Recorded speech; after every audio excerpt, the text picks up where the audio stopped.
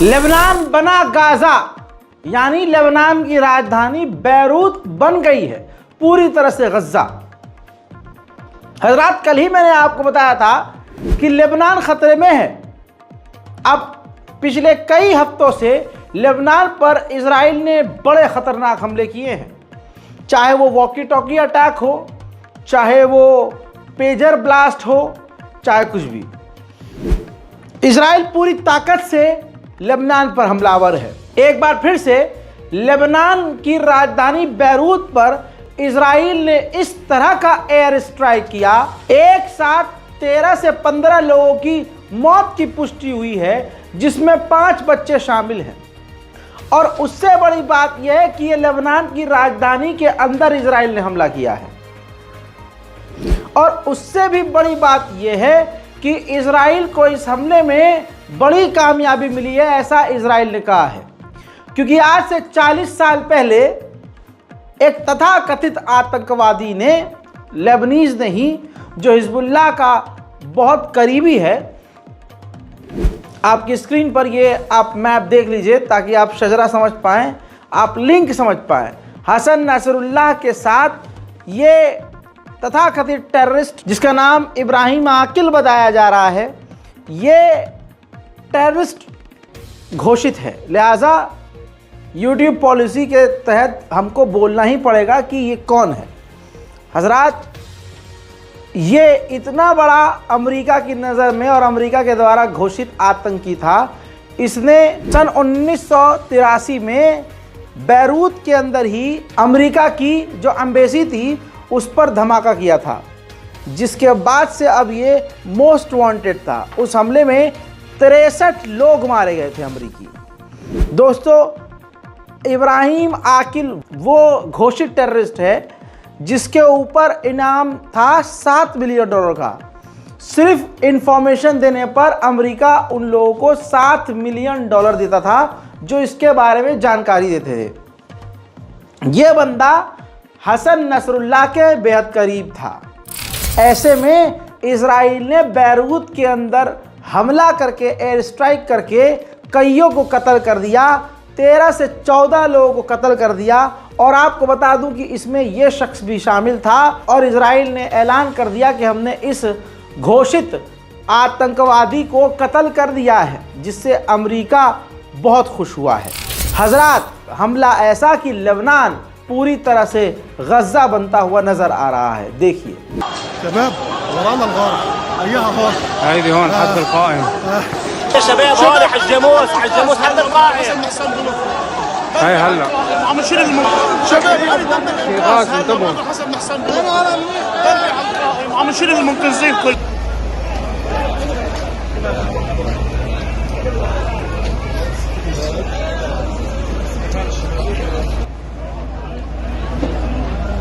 حتى القرآن الكريم ما سمل منهم. حتى القرآن الكريم لا أطفال لا عالم لا ممتلكات لا أرواح. يا شباب هون حجاموس حد القائم.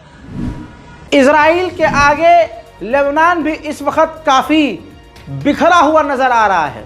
Hezbollah जितने भी rocket दाग रहा है इजराइल के ऊपर, सब के सब इजराइल रोक रहा है और बड़े आराम से। साथ ही जो मिसाइल्स हिजबुल्लाह की गिर रही हैं इजराइल के अंदर, वो खुले एरिया में गिर रही हैं। देखिए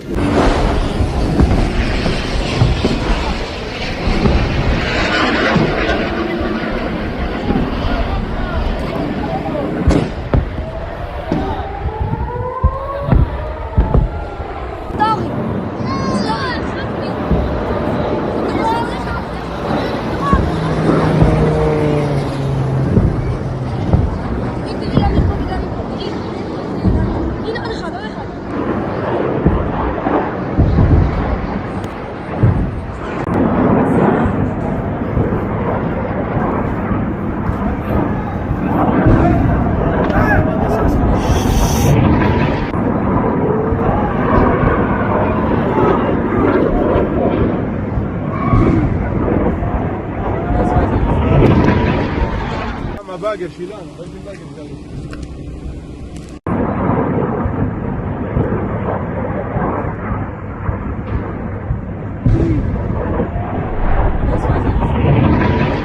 हकीकत यह है कि हिजबुल्लाह की कमर टूटती हुई नजर आ रही है, सच कड़वा है।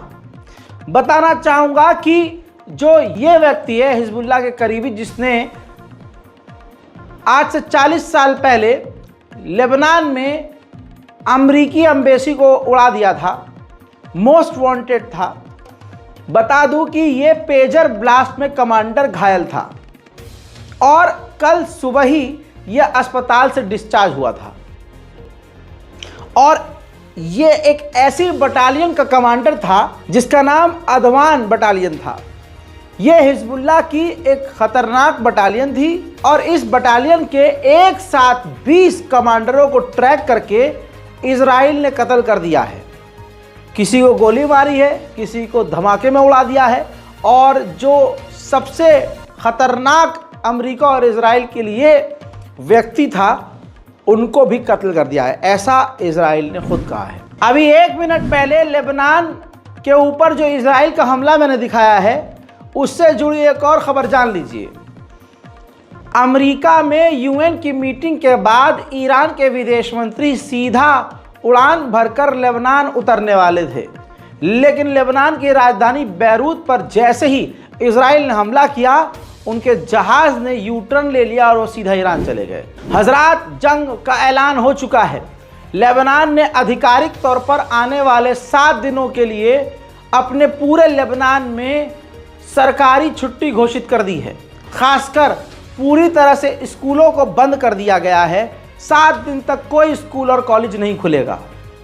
इस चीज़ को देखते हुए इजराइल ने भी नॉर्थन इलाके में रहने वाले इजरायलियों को वार्निंग दे दी है कि आप आने वाले हफ्ते 1.5 हफ्ते तक शेल्टर के अंदर रहिएगा। दोनों के बीच, लेबनान और इजराइल के बीच खतरनाक जंग की बू आ रही है। वहीं ताइवान के इकोनॉमी मिनिस्टर ने साफ आकर सफाई दी है कि जो पेजर लेबनान में ब्लास्ट हुए हैं वो मेड इन ताइवान नहीं है। सुनिए।我们所了解的状况哈，这家公司所生产的这个 BB 扣里面所有的零组件应该是不会爆炸的。那这家公司呢，大概这2年大概出口了26万套的 BB 扣从来没有发生过爆炸的事情，所以我们可以很肯定的讲，台湾生产的这个 BB 扣是不会爆炸的。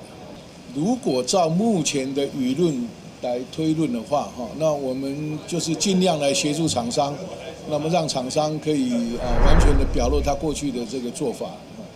खबर यह भी है कि धमाके से पहले कुछ दिन पहले ही और नए पेजर हिजबुल्लाह ने अपने नए लड़ाकुओं को बांटे थे।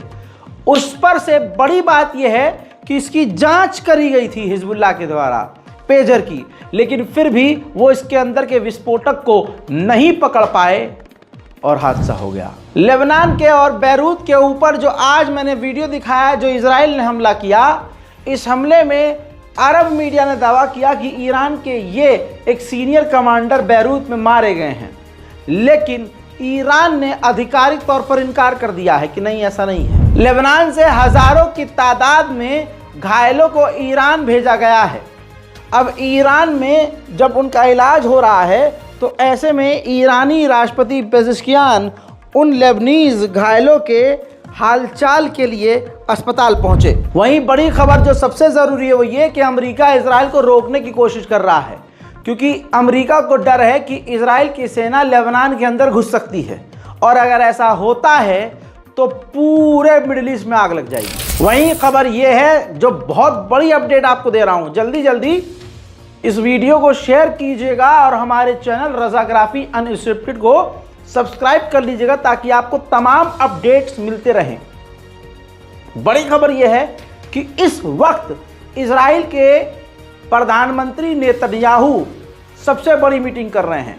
तमाम बड़े नेताओं से और सीनियर कमांडर और अफसरों से लेबनान और हिजबुल्लाह के खिलाफ मीटिंग कर रहे हैं। वहीं फ्रांस के राष्ट्रपति इमैनुअल मैक्रोन ने नेतन्याहू से फ़ोन पर बात की है और प्रेशर बना रहे हैं कि लेबनान के ऊपर हमलों को कम आप कर दीजिए क्योंकि हालात बिगड़ रहे हैं। वहीं सऊदी अरब के यूके के लिए जो एम्बेसडर हैं, यानी सऊदी अरब का एम्बेसडर जो यूके में है, उस एम्बेसडर ने कहा है कि 1970 के बाद पहली बार पूरा मिडिल ईस्ट उस मुहाने पर खड़ा है कि पूरे इलाके में और मिडिल ईस्ट में जंग छिड़ सकती है। वहीं इजराइल के सैनिकों ने गाजा के रफा के अंदर खतरनाक रेड करी और इस रेड के दौरान 27 फिलिस्तीनियों को कत्ल कर दिया। वहीं मेरे दोस्तों, अमेरिका ने आधिकारिक तौर पर ऐलान किया है कि इस जंग में हम इजराइल को हथियार देते रहेंगे। हजरात, ये स्पेशल वीडियो मैंने आपको लेबनान और इजराइल के कॉन्फ्लिक्ट के बारे में जानकारी दी है इस वीडियो के अंदर, लिहाजा इस वीडियो को मैक्सिमम शेयर कीजिए। हमारे चैनल रज़ाग्राफी अनस्क्रिप्टेड को अभी से सब्सक्राइब कर लीजिए और नेशनल प्राइम टाइम के लिए हमारे रज़ाग्राफी मेन चैनल पर जाइए।